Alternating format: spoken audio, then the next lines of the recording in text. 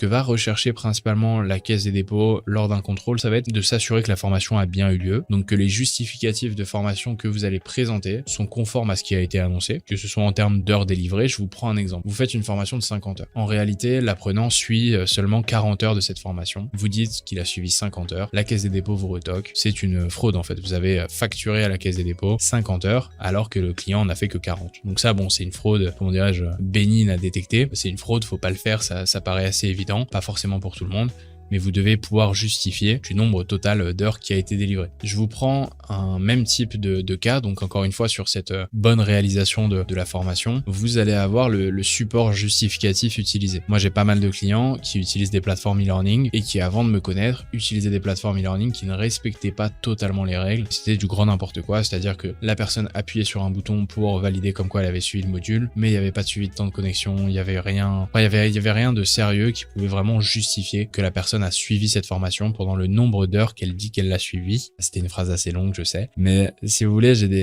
des clients qui vont même me dire, bah moi j'envoie un PDF, je pense que ça met 3 heures à le lire, c'est 3 heures de formation. Mais c'est impossible à prouver. C'est littéralement impossible à prouver. Et donc quand vous êtes en incapacité de prouver par des éléments factuels que la formation a bien eu lieu, la Caisse des dépôts part du principe que cette pièce-là est irrecevable